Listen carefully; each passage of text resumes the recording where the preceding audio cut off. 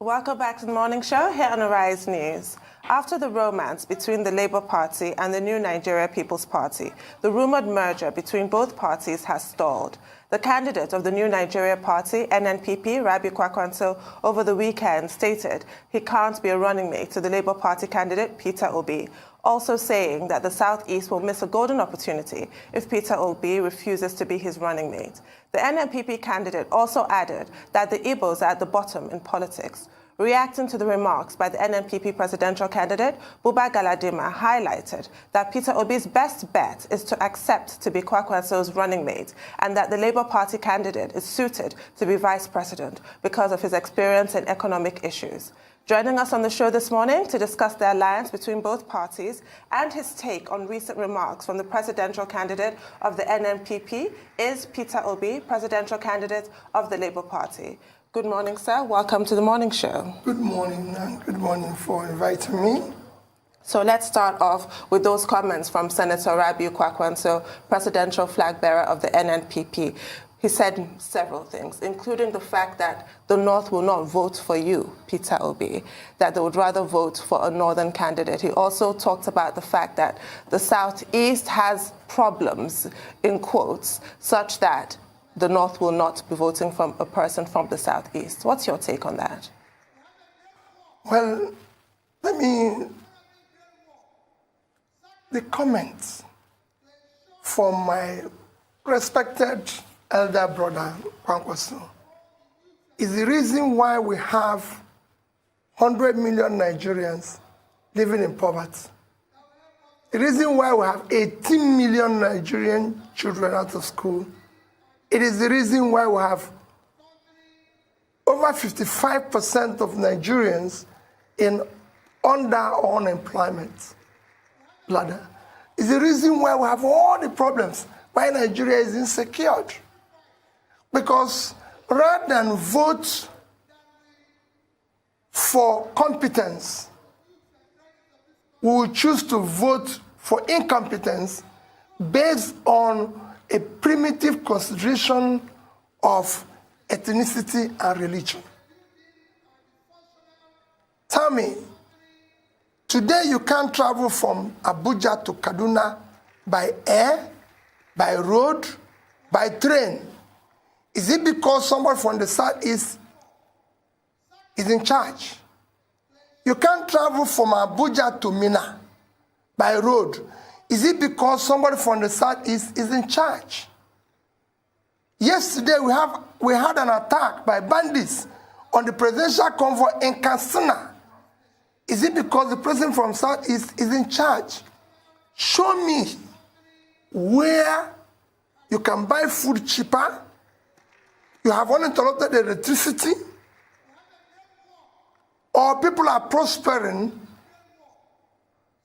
in the north because the Northerners are in power, in the Southwest because they're in power, and in the Southeast. What we've chosen to do in this country, we will consistently hire vehicle drivers to fly the Nigerian aeroplane instead of hiring qualified pilots. My commitment is let us campaign and deal with the issue of the problems of the country. There's a lot of problems besieging this country. If you don't know today, this country will soon default in their debt service. Now we'll be rated junk status. That's what should be preoccupying us now. Our schools, universities are shut down, and we're talking about who will vote for. Let's deal with the issues. This election will not be based on my turn. It will not be based on ethnicity. It will not be based on religion. It will be based on the Nigerian agenda to save this Nigeria. Nigeria is in coma. I need a specialist. And that is what I'm offering. To save his life or he will die. It is not about whether this person. I'm appealing to people to vote to save Nigeria. And to save Nigeria is to hire the best. I don't want people to vote for me because I'm from the Southeast. I don't want people to vote for me because I'm from South-South or I'm from Southwest or Northwest or Northeast or North Central, I want them to vote for P2B because it's a Nigerian who is competent to start pulling Nigeria out of the mess it is today.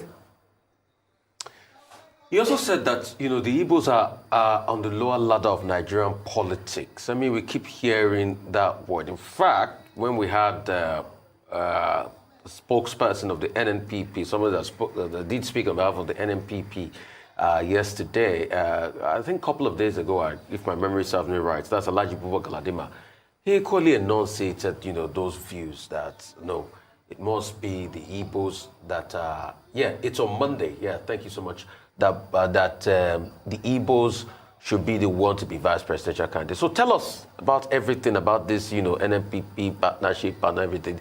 Is it still working or is it dead on arrival? Well, I'm not going to talk about the alliance because maybe some people are talking about alliance, but I want to look at their comments. Often a time, you see, you work here. Often a time we tend to neglect those on the lower ladder. They might be the solution. They might be the solution. And those comments are comments that should not be on the table today because we have a problem. My candidacy is actually meant to solve those problems, to stop referring those who are higher ladder because, okay, those who are higher ladder have brought us where we are. Maybe we need those on the lower ladder to be able to deal with it. And that's what, even his comment, let me take about Alhaji Babagadima's comment, which you said. He said, I am competent to be the vice president because of my knowledge of the economy. Let me tell you, Nigerian problem is the economy. So why do you want somebody who has knowledge of what the problem is to be vice? That is what I'm saying. You want to use the people who should be on reserve bench to be to start the match when, no. He mentioned that I have the knowledge. The Nigerian problem is the economy. It is the economy because people don't have job, because people don't have means of livelihood, you push them into criminality, into agitation, into all sorts of problems we're facing today. And that is what I'm saying, that I have the knowledge to start pulling these people out of poverty. My candidacy and the team I want to assemble, young, sharp people will start mitigating the dangers we're facing today. I will start dealing with cutting costs in order to be able to pull Nigerians out of poverty, to be able to reduce. Go and look at the world. So it is actually what is telling you, what Buba Galadima said, I would say, is Peter Obi is qualified to be vice president. Everybody have said it, not just Buba Galadima. You've heard other people like Chief Servant in Niger said, everybody said he's competent. But what is the problem of Nigeria? Economic problem. Right, so I know you're raring to get to the issues, but unfortunately identity politics is still an issue in this country. So I do also have to raise comments made by Alhaji Mahdi Shehu, chairman of the Dialogue Group, on another show on the Arise News Network, where he said that during your time as governor of Anambra, you wanted Northerners working in Anambra to wear a badge of identification. Frankly, that sounds like something out of Nazi Germany, where Jews had to wear a yellow badge, and that it was only until the intervention of Senator Rabiu Kwankwaso that you then backed down from that idea. He also raised this issue that was trending on social media, an allegation that your son was the person pictured who was dressed in Biafran attire standing on the Nigerian flag. I'd like you to address those two issues. Well, I will even add that he mentioned the issue of my sponsoring IPOB. Let me tell you, I've said it. One, go and check the records and check his facts. I've never been involved in sponsoring any agitation, be it IPOB or anyone. I've never. In 2017, which I'm sure you referred, I made a comment. I said, IPOB and all other agitations are as a result of leadership failure over the years that failed to address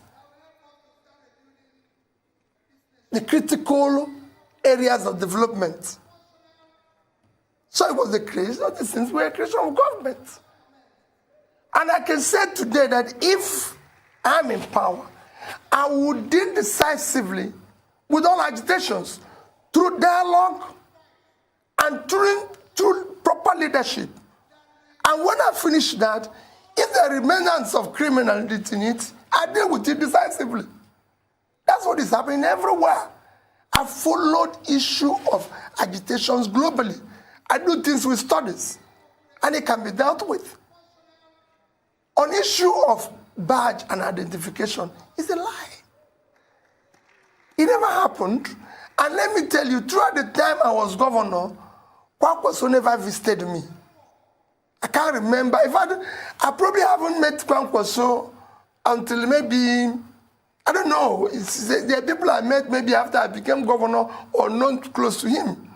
You know, it's somebody that I see as a senior brother, respect me, but he never visited me as a governor or intervened on anything.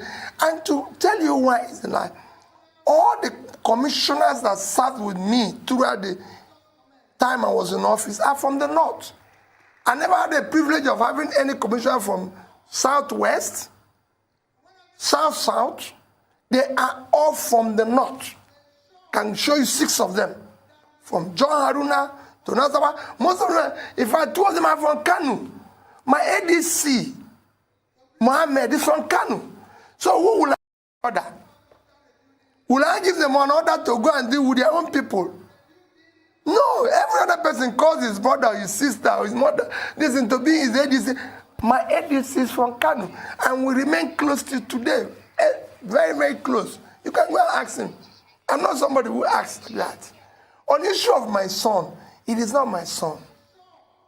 My son is a professional who is consumed by his... Yeah, let me tell you, I just came back from London. I can't even see my son. He's consumed by her work. He will tell me that, listen, Dad, I like, oh, how are you? How is politics? How is your campaign? I like what you're doing. To me, I can exchange my messages with my son. My son will tell you, listen, Dad, I don't have time for this. I did this, I did. I've stayed in a week in New York. I could not see my son because he was busy doing what he's doing. Okay. So he doesn't have time for that. That thing happened in Germany.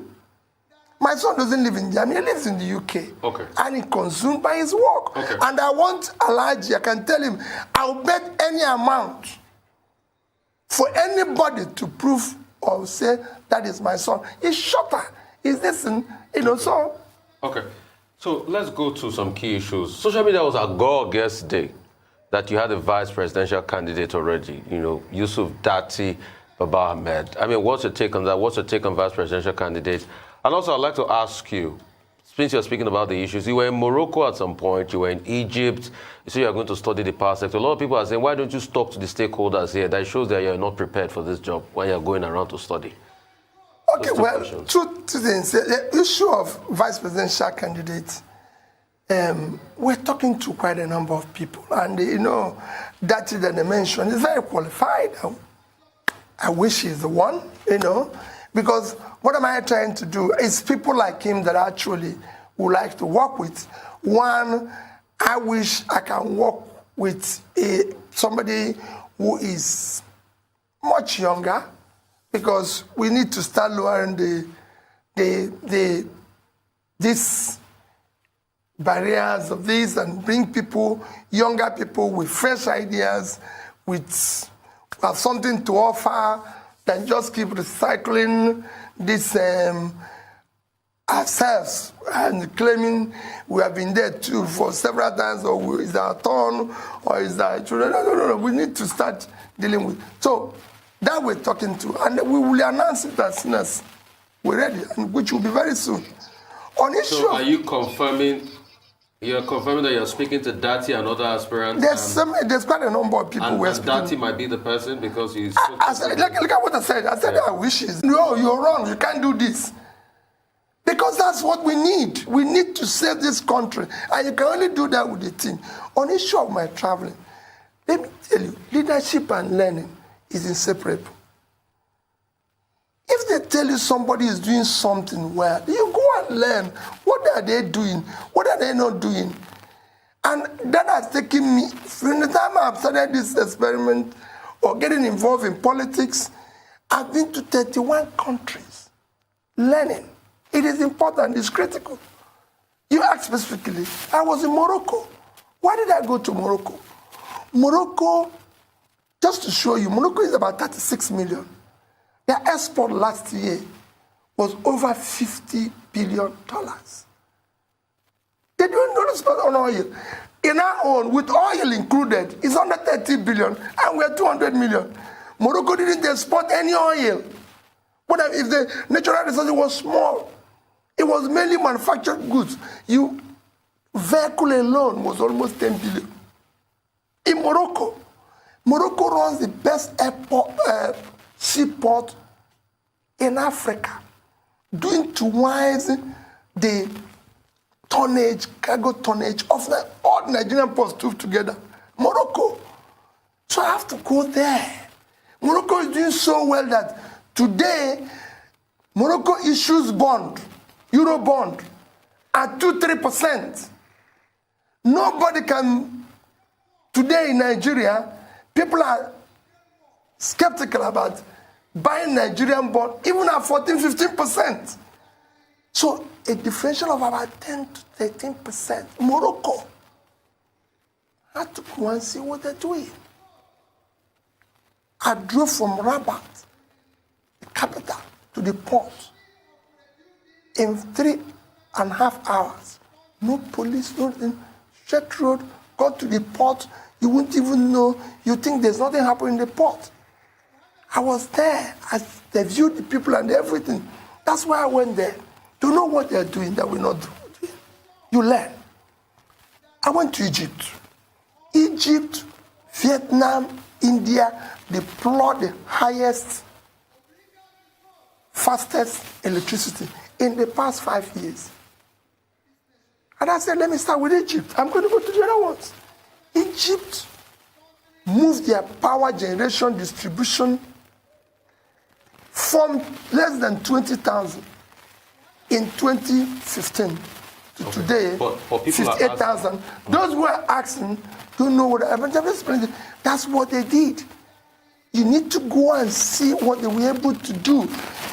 Today, Egypt's power requirement is 30,000 megawatts. Okay. Their generation and distribution is 58,000.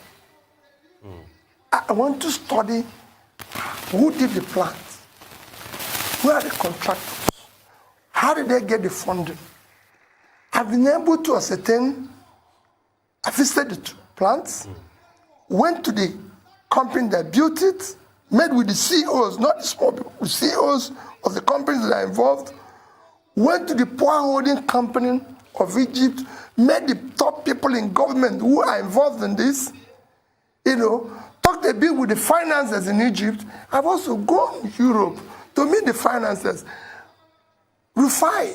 What you see here is that people go into government and start giving excuses. What I saw when I came in, what we did, I want to see everything now, calculate the sources on which I'm going to solve it. So when I go there, I hit the ground running. That's what I did in Anambra State. People are saying, have you talked to the local I'm talking to the stakeholders. And what are they telling you about the power sector the here? Same, based on what they told me is why I'm studying this. That's why I'm going to. I don't want to come there and they said, fine, I don't want to go there and start giving excuses. The job of a leader is not to give excuses, is to solve a problem. I don't want to be one of those who will be hired, and when I go there, I start reminding them of where they're coming from. When you're hired because the person there is not doing well. So your job is after talking to the local people here, that's when you went to Egypt to look for solutions? Completely. And the local people here didn't provide any solutions? No. They have you have to blend all these ideas. They've done their own and everything. Let me give you an issue of security. I was with the IG of police the other day. I asked him this, but I was asking him, because you must solve this thing. There's other people I'm going to talk to. Minister of Finance, Minister of Planning. You have to know all this before you get in there. Not when you go in there, say what you saw. You must see everything before you get there. So I want to take you back to how you talk to the local people here. Yeah. Tell us why. Because in Egypt, they have the same agreement, don't they, with Siemens, as we have here, Siemens presidential initiative in 3 phases, upgrade of our transmission grids, discos, new power stations. It simply has not worked here thus far. Why? Because we're not serious. Period.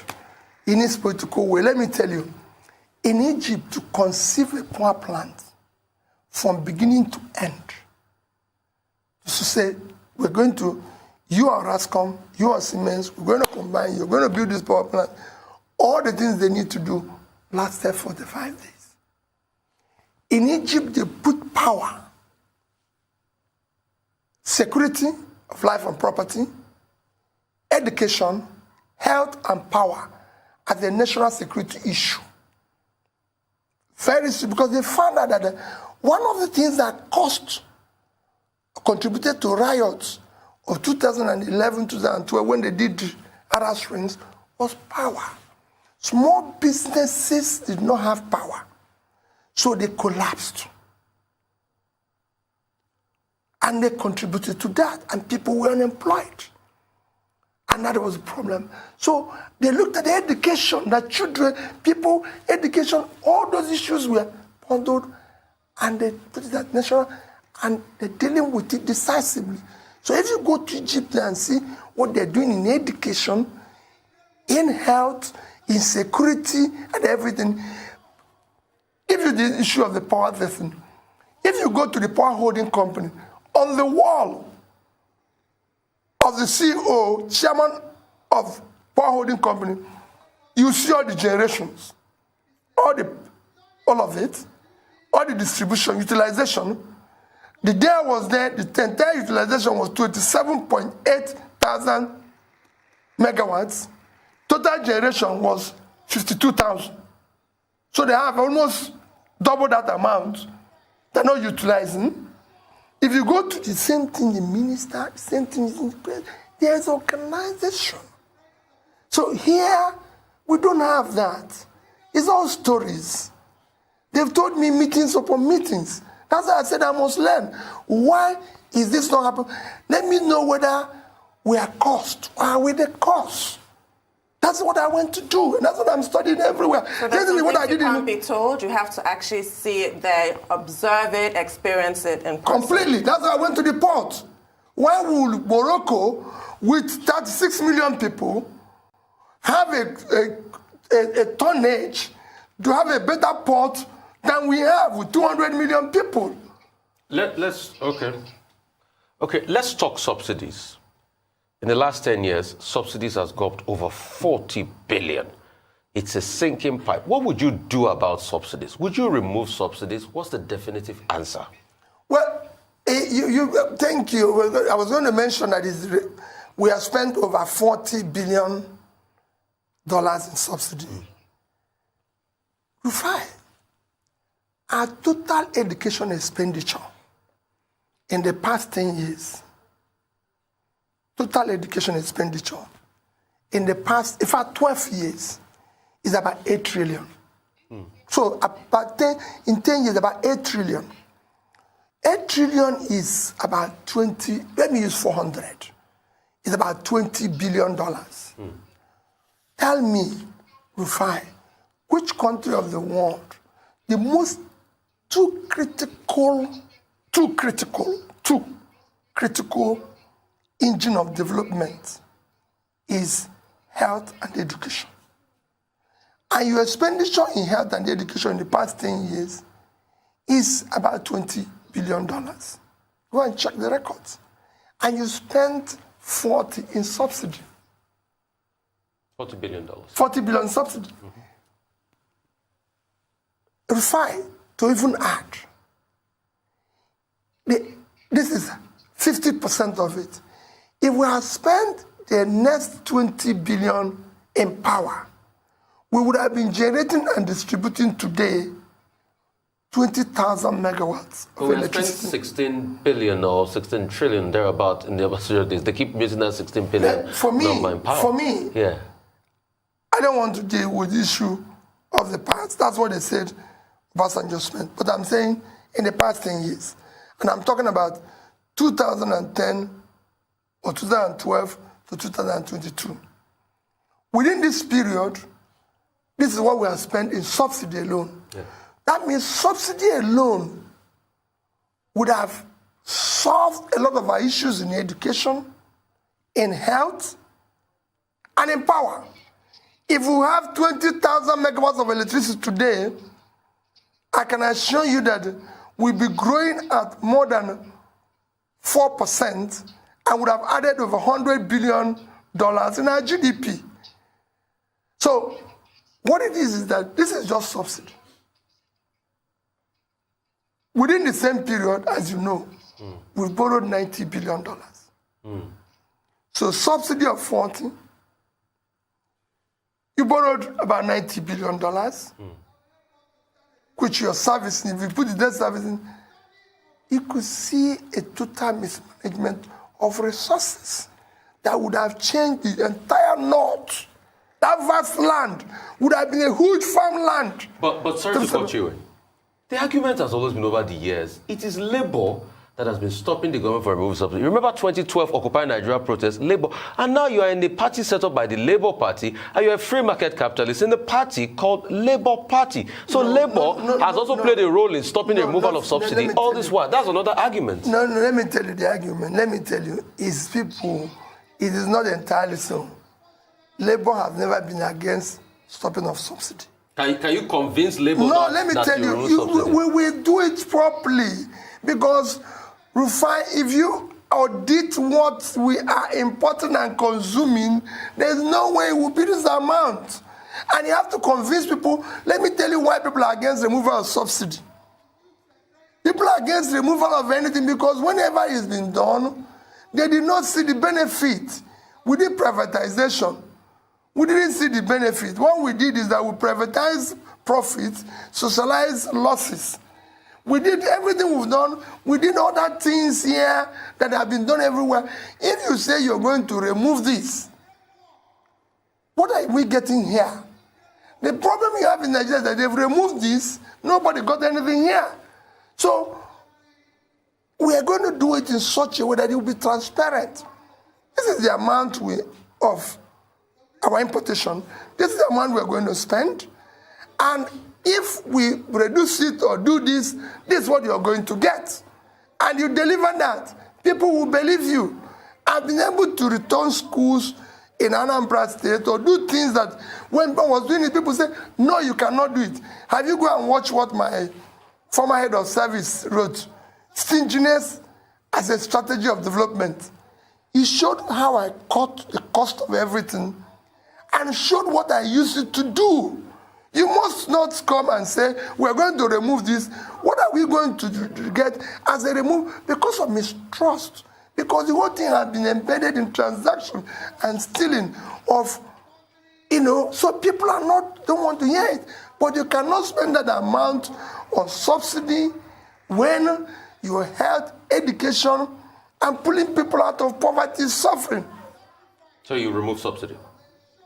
Well, like I said before, everything has to be, if this is going to happen, this is the result. Would you remove subsidy? We have to look at it critically. Would you remove subsidy? Remember what I said? Yes and no. We have to study. I will remove it, but I have to offer them what would be equivalent of what we are removing. So your answer on subsidy is yes and no? Yes. And yes. No. Would you remove subsidy? Yes, but because because I'm going to use the resources to do something that will benefit. But if I'm not going to do that, I'm not going to remove it. Okay. You must be able to offer something in replacement of what you're trying to do.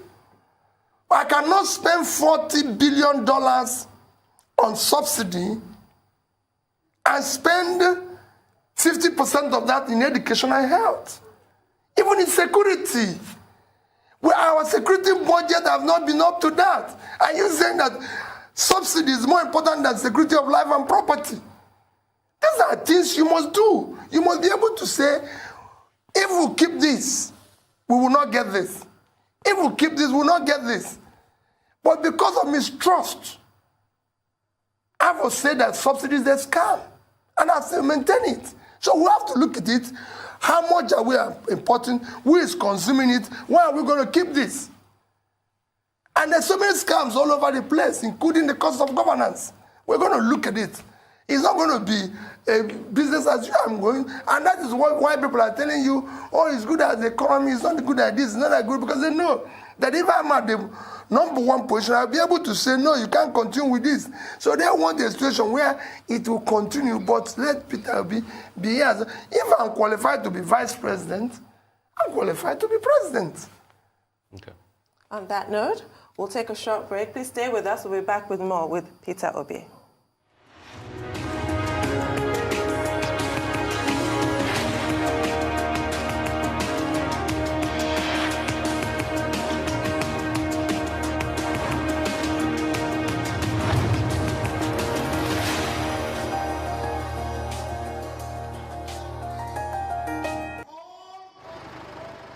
Emergencies happen when you least expect them to. It gets worse when you are cash-strapped. No need to despair. First Advance has you covered. You can get that urgent cash right now on First Advance. With First Advance, salary earners can get up to 50% of their salary. No hassles. As long as you earn a monthly salary and your salary account has been active for at least 2 months. It doesn't matter if you run a salary account with First Bank or any other bank. Just dial *894*11# or simply dial *894# on your mobile phone. What's more, when you open a First Bank salary account, you can enjoy 0 charges and free debit card issuance. Download the First mobile app on Play Store or App Store today. Log in to experience First Bank digital banking. Select loans, select First Advance, and follow the prompts to receive your loan. Don't let that urgent need get the best of you. Get First Advance now. It's as simple as dialing *894*11#. First Advance. Fast, convenient, secure. You first. First Bank.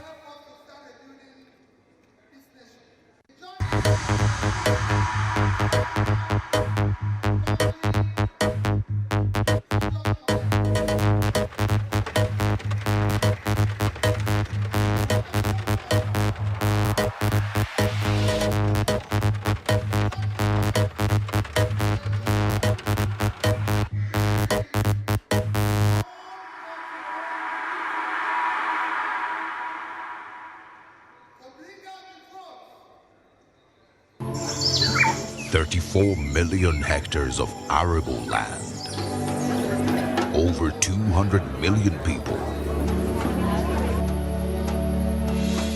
one nation.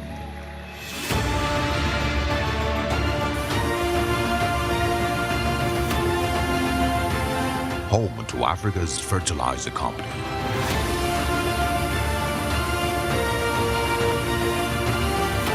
Dangote Fertilizer. Pure urea fertilizer.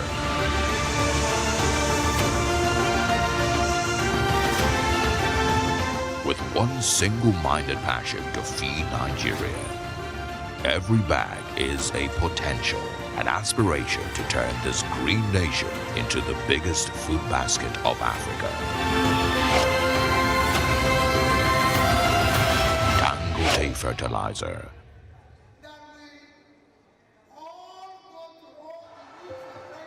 Some dreams are big.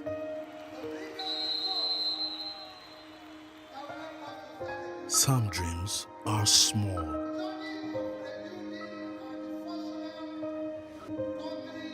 Some dream to go from place to place.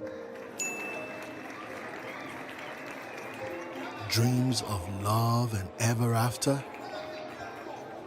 Dreams and sacrifices that builds the future.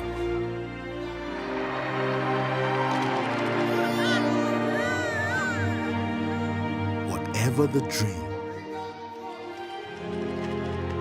or step,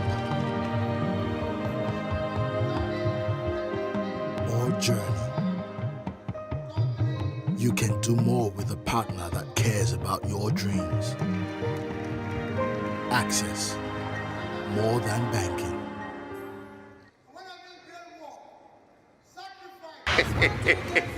People they make me laugh when they say 2K, not be money. 2K! You don't start, you don't start. See you. You never hear of Fidelity get a lot of millions promo season 5 when you say, we just checking it 2K. You go to win plenty of millions. All you need to do, carry waka, enter any Fidelity bank, open any Fidelity savings account, collect your ATM, or that account where you get already. Save with just 2K. Then lucky winners fit win 1 million naira every month. On top of that one lucky winner will win 5 million naira and 2 million naira for another lucky winner, and 50 winners go chop 10,000 naira one by each. If you put it for 2K constantly, you put it carry up to 10 million naira go house. Oh, work. My God, it is so. If you like, don't go and open your Fidelity Bank savings account and collect your ATM. So, the more you save, the higher your chances of winning. I am with the man. With Fidelity, we keep our word. This is your captain speaking. We are currently cruising on an altitude of...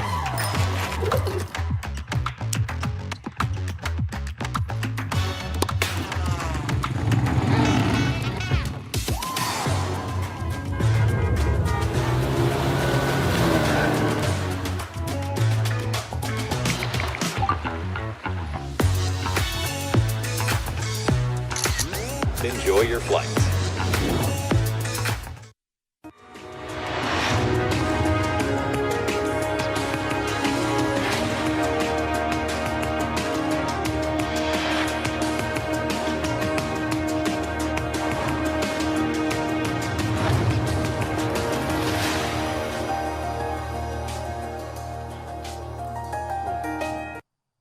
Welcome back to the morning show here on Arise News. Still with us is presidential candidate of the Labour Party, Mr. Peter Obi. Thank you for staying with us, Mr. Obi. So before the break, we were talking about your field trips, is how I'll call them, because that's an integral part of education. You don't just get education in the classroom, you go on field trips. So you went to Egypt, you went to Morocco, and you were talking about what you observed there. You mentioned the ports. How will what you studied over there impact us here, should you emerge as Nigeria's president? We have underutilized the blue economy quite clearly. How will you address issues of bottlenecks at the ports, bottlenecks on the roads, infrastructure around the ports, cargo turnaround, issues like that? Well, you know, I've been a businessman. I remain a businessman. So I know the enormous cost on businesses and trades because of the bottlenecks at the ports. And I can tell you, this will be decisively addressed, not only just to remove the bottlenecks, but to make ports to become what it should be. Nigeria have what it takes for our ports to contribute at least 3-4 times what is contributing today to our revenue. Because of our size, and we can have ports for turnaround, for transshipment, importer. The deepest part of the ocean is Port Harcourt area. And it's at the tip. That can use for transshipment. There's a lot you can do with the ports. After what is Singapore that we pride ourselves and talk about every day living on, is the ports. That port today is doing business and generating and managing over $200 billion dollars in assets. That's what we need to do. We need to, open up the economy of the place. Make it productive. Like I said, the vast land in the north should be farmlands, while Kanu and Kaduna should be a processing center where we're moving goods for export. These are what I've studied, these are what I'm going to do. If you drive from Rabat to the seaport in Tangier in Morocco, all you see is farmland. If you're in the air, landed on anywhere, all you see is farmland. In Nigeria, you see vast land and people who are looking for food. These people can be moved from here to here by supporting them, by having critical policies that will help.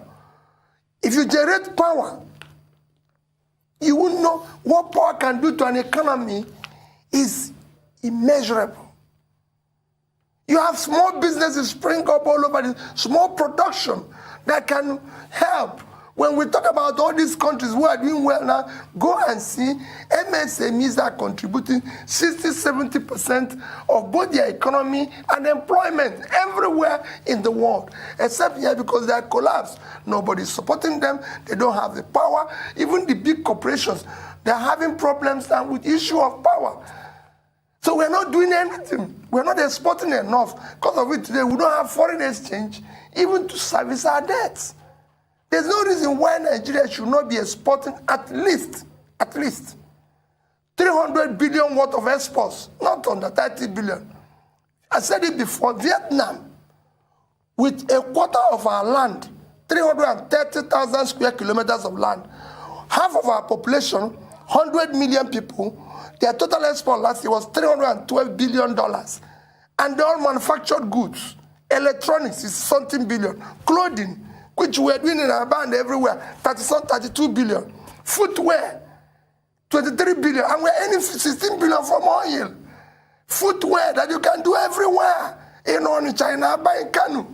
Kanu used to be a manufacturing center. All the manufacturers in Kanu are complaining. I visited the biggest rice farm processing plant in Kanu last year, Unza, because I had to support it. And that's what I'm talking about when people are talking about East or West or this. I visited Unza. We are supporting him financially, and he's doing the right thing. That's what we should be talking about. Not talking about who is from a lower ladder or upper ladder. If the man from lower ladder will do the job, let's bring him to do the job so we can solve these problems. Okay. And that's what we need. We've been having the port problem. We've not been able to solve it. What specifically would you do to make turnaround time in port about 24 hours? They just put in an app called ATO. We can still solve the problem. Specifically, the first 3 steps. And secondly, when are we going to see your manifesto? Let me tell you. Let me start with the issue of my manifesto. We're going to see it. Rufai, Britain today operates on written constitution. Let all these glossy things people write. Let's look at the man who is saying this and who is writing all this. I can hire professors in university and they write something that I don't even believe, that doesn't even make meaning to me. I'm saying, go and look at my records, whatever I've told you. I've experimented in private sector, in public sector, so there's a reference to what I'm saying I will do.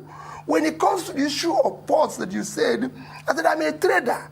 I know the enormous cost. If you borrow money today, Rufai, and say you're going to do importation from UK to Nigeria, you borrow money, say, okay, Nigeria, if you're you borrow money at 20%. If you're very lucky, let's say you borrow 10 million naira, so you're going to pay 2 million at the end of 1 year. You start to do importation. First is that you will not find the dollar. If you find it, you import goods, you pay for it, and then from UK, it takes 2 weeks to come to Nigeria. It takes you 3 months to clear Nigerian port. So what will you do to change that? So you are paying interest for 3 months on your 2 million for nothing. You can change it. You clear goods in Cotonou in 2 days. I'm just putting it, even do it in 1 day. You do it in Ghana, do it in Ivory Coast. I've been involved with the port.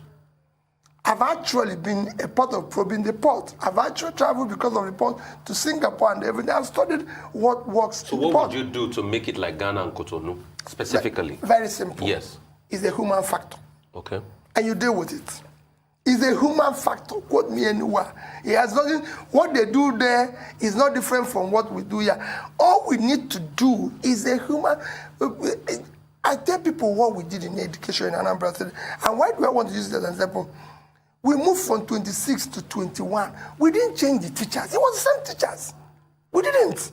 No, we didn't hire new people. We didn't do anything. It was the same people. But when they saw the body language of this leader, what he wants, and people were being asked to go if you don't deliver it, they delivered it. Everything you're seeing in Nigeria has not worked, whether it's scanning, whether it's human factor. You deal with it decisively. But people say it might be easy in Anambra, but it might not be easy as Nigeria as a whole. I It's said a bigger country. It will be the same thing, exactly the same thing. Quote me anywhere. I've been involved in the banking industry. Go and check. We took the smallest bank and became 25 billion bank. I was a chairman. You can go and check the record. I've been a successful businessman. In Anambra State, let me tell you, Anambra is very difficult. It's the most difficult state to govern in this country, if you don't know. So it is, we will beg people, we will plead with people, we will dialogue with people. We're not going to shoot them, we're not going to do this. When I asked, you could see me every day begging, appealing, and we'll do it, but we'll be decisive because it must work. We want this to become an engine of production. What has changed countries is production. Go and check even in Europe, the Spanish people were enjoying and selling their goods when Netherlands was busy investing in production. Today, Spain is a problem. Netherlands is doing well. A country with 33,000 square kilometers of land and far less population. Total export last year was $650 billion. I must get this place to work. So what I'm hearing here, the recurring theme, is that a lot of our failings so far are due to human behavior, whether it's political will or just generally how we conduct ourselves. Which leads me to my question about some of your supporters who attack, vilify people who don't agree with you or support you. How do you address that more militant end of your supporters that obviously have contributed to what's been described as the Peter Obi phenomenon, but some people find it off-putting? Well, let me tell you, I don't agree entirely. Some of those people you're hearing, or who have defined people, are not my supporters. They are people who have been paid by my opponents to infiltrate my supporters and do wrong. And then they say it's P2B supporters. I'm telling you, some of them. And today, people are being paid. In fact, what they say and do to me is far more than what they do to any company. People are being paid to say all sorts of things about Obi, labeling him is incompetent, labeling him whatever it is. It's just like it's the issue of my son. My son, for example, like I said, is a hard-working young man. Since he left university, he never asked me for £1. He will tell you I'll earn the money. I have always cared about Nigeria. He will always tell me, say, listen, if I tell my son now, I'm going to buy you this, he say, listen, sir, listen, daddy, you have a lot of people you're supporting in Nigeria. I can support myself. Support them. I'm dad. If you say this thing, I'll have a lot of my friends. Let me tell you my last discussion with my son. He said, a lot of my friends want to go back to Nigeria. But they have fear about this. Is there any way, if you have opportunity, you can make it better for all of us to come back? We want to come back. He was born, raised in the UK, went to school, is working, and he feels for the Nigerian child every day. As you know, my daughter had to even come back and start teaching in a secondary school here. So that's where they feel. They feel, what can we do to help? If I say to any of them, I'm going to say, take the money. You have people you're paying for. Why don't you support this school? Why don't you do this? Why don't you do this? I saw you giving computers to school. Keep doing that and everything. They have so passionate about, why don't we do good? Why don't we do this? So for me, I don't have people, and that's why most of the time you even see me apologizing and doing this. If they even say to me, you have to stop apologizing, I said, listen, this is me. I want to show people love when they show hatred.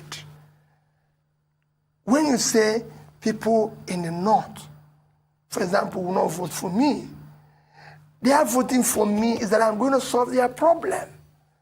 I want people in the East to vote for people based on their competence, not vote for Peter because he's from the East. Okay. Real quickly, so I got a couple of questions here while you were speaking, and we'll just go through some of them. Yeah. A lot of people say you keep talking about Anambra, but did you hold local government elections where you were in Anambra? How did you hold the local government money? They're also asking that why are you not in Osun now campaigning for the candidate of your party in Osun State? And they are also saying we should ask you that would you restructure Nigeria, yes or no? Those 3 questions. Okay, fine. Local government election. Go, Rufai, I'm giving you a mandate. Go to Anambra State and see why local government election was not held when I was there. Those who went to court against it are those who are asking you this question. 2, go and ask how their money was managed. It's simple. Just, I'm going to bring journalists, investigative journalists, who will go. And if they tell you that there's anywhere Peter Obi was managing local government funds and everything, well, in fact, it was one of the most efficient managed funds while I was there, because that's how we cleared $35 billion naira worth of pension and gratuities being owed to them. My commissioner for local government was Azoke Nemo. Well, ask anybody. He's one of the toughest women you can work with on the surface of the earth. When she says no, you can't even, no. And this is my senior. Will even tell me, please, my young brother, please, I don't want to see you in this thing. I'm in charge here. And she's not a politician. I met her as a head of local government office. I had meeting with local government people over a period of time. When my first commissioner was to pay my birthday with a friend and a brother who did the right work. This woman, I met her whenever I go to meetings. She's one. I said, Madam, come and do this job. And that's how I met people. My commissioner for health was because doctors went on strike. I went to a hospital. I saw a doctor walking. And I said, he said, I can't leave my patients. Never. Doctors are not supposed to go on strike. I said, you'll be the commissioner. He said, he will never be. I went back and announced his name. So was that okay anymore? I didn't bring people. So go and verify. That's whatever I tell people, I say, go and verify where Peter was. So that was the issue. The last issue you mentioned, why am I not in Osun? When is a state election? You are invited. Yesterday, I came back yesterday. I spoke to the Labour chairman who told me we'll be in Osun. I won't tell you that because of the security risk. But we're going to be in Osun campaign. And I'm in contact with we're in contact with Will you restructure, yes or no? Fortuna comes in. Thank you. When you talk about the issue of restructure, when I get there, I said it, Nigeria as it is structured today cannot work. But it's not something where people say, we'll restructure. Let's get there. There's issues. For example, let me take issue of security. Why won't the state be in charge of their security? That's not part of things people are talking security. So you bring in state police once you get there? If you get there? First is that the governor should be in charge of the security. So even if a police commissioner is posted there, the governor is in charge and can remove him. I removed 6 police commissioners right from the time of Obasanjo. My police commissioner was removed under Obasanjo. I went to Obasanjo and said, Mr. President, I have a security issue. I want this police commissioner here to be removed. He called the then IG, Hindero. I said, so who do you want? I said, I want the deputy to be the commissioner. Hindero said, no, he cannot. I said, unless he will be acting. I said, call him anything, but let him be in charge. That's how John Haruna took over. So that's fiscal federalism, so you promote that? Of course, yes, because it will help. You do it in security, in education. Why wouldn't I hold the governor of Katsina responsible for the security? One is that our police personnel level is unacceptable. We should have at least today twice what they are today. That's 800,000. No, today we are 320,000. So that's about 600. So about 600,000. Egypt with 1 million, with 100 million people have over 1 million. I've studied it in Morocco, everywhere. So you don't have, and out of these 320, I can tell you about 70,000 are following people all over the place. Okay, sir. I want to raise another issue from the interview yesterday, on a Rise interview with Mahdi Shehu. He raised this issue of former President Olusegun Obasanjo selling your candidacy to the North, and also mentioned an alliance with Ango Abdullahi of the Northern Elders Forum. Is there any truth to this? I don't know about that, but what is wrong in Obasanjo selling my candidacy? They are even selling my own candidacy. I've said it, MPP spokesperson, both the presidential candidate and the spokesperson, my senior brother, Baba Gandima, all said in PDP, the Niger chief servant and Senator Dino, none of them have said Peter is not qualified. They are saying that Peter is competent to deal with the economy. But I'm saying we have an economic problem. So you don't need somebody to be on top of me when I can solve the problem. And that is what I'm offering. That's why I said I'm contesting to be the president of Nigeria. I might be coming from a section of the country, but I want to solve the problem of Nigeria. I want to start building a new Nigeria where Nigerians can be proud of their country, believe in their country and everything. A young man approached me yesterday. I came back from the UK yesterday. It will shock you. A young man approached me. He said, I saw everybody taking picture with you. And I asked him, who are you? He said, you are the president. You're going to be the president. I said, yes. He said, let me tell you, I'm 20 years old. My mother is from Nigeria. My father is from Jamaica. My mother is so nice to me. I want to come to Nigeria. I want to be able to set up a business, employ people. I help. But just like what my son would tell me, so many of my friends don't want to come because they feel it's not this, it's not that. I said, that's what we're trying to do. When we arrived at the airport here, I saw that same young man being interrogated by immigration, this one. Even normal thing, trying to harass him, I called them and said, let me tell you, this young man is coming to this country for the first time. He believes in this country. That's why he's coming. By the time people finish with him here, he will go out, he will not come back. So they left him. He came and hugged me and gave me and says, I know I can't vote for you, but I don't know what I'm going to do to help you. Can I collect your number? I gave him my number. He gave me his number. He said, because of me, we need to do things that will bring people hope. We need Nigerians to be proud that they are part of this country. We need to go to sports and compete as the Nigerians. People are not proud to say we are Nigerians. Canadians are hiring Nigerians every day. Other countries are hiring them. They are not asking them whether you're from the east or west. Listen, when you go to a doctor, I've been to one, I've said it, I've never been sick. One time they said I would remove a procedure in the UK. I went to St. Mary's and Elizabeth Hospital. As I entered that theater, two people appear. They are black. One is from Ondo. The other one is from Southeast. They were doctors. I didn't have to say you can't operate me because of this.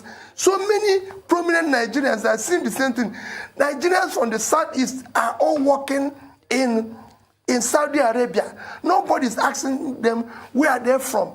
Even Dubai, we go to celebrate. It's a Muslim country. We all want to go there. If you go there, the only Catholic church, St. Mary's Catholic Church, is built by the Emir of Dubai. It's written there. Okay. I met him there once. He goes there 3 times a year, during Christmas, during Easter. Okay. So why are we here basing issues on his religion, his ethnicity, his my turn? We want to remove all this. Okay. I want it to be turn of Nigerians. Okay. Turn of the Nigerian children, turn of Nigerian youth to take back their country, and I'll help them to rebuild it. You went to see Governor Wike before he traveled. What did you discuss with him? Was it politics? Was there another alliance? And you just came back from the UK. What was the trip like? What did you go do? I went to see Governor Wike because he's a governor of a state that is strategic and important to the future of what I say. And I'm happy they're suing the ports in Port Harcourt can help to decongest the port in Lagos and help to what I want to do with the ports. We must generate appropriate revenue than we're presenting today. And I went to see him. I didn't go to see him to be another gang up or association and everything. I ain't going on Wike, notwithstanding anything. I've been very close, very cordial and everything. Everything I've invited him. Don't forget, this year I went to commission things for him and everything. I have so many things that we're friends. In one of those, we even supported me when I was governor. He gave me the Ministry of Education when he was there. I had issues with teachers, with this, because of my position. He came, he supported me with the UBEC money, with everything. So I'm going to visit every governor in Nigeria, though, to plead with them to understand. We must build a better Nigeria. Nigeria is at the brink now. Like I said, in a short while, we will not be able to service our debts. That's what we should be discussing. When we don't service our debts in the next trench, the risk to junk status will be finished. You see our dollar now, every day, no dollar anywhere, except the ones that are sharing, which must stop. Rufai also asked about your trip to London. Well, all my trip these days, you can ask, I came back with Pat of Tommy. You can ask him the type of people I'm meeting. Rufai, this is time for me to meet all those that can help. Not when I go into office and I start looking for them. I'm talking to people that can help us to find the funding, find the support, to be able to turn around the situation we're in. Like I said, I gave a reference of people, somebody you can call, who have an idea, the type of people I'm talking. And it's just, and you can see how my trip is. It's one day.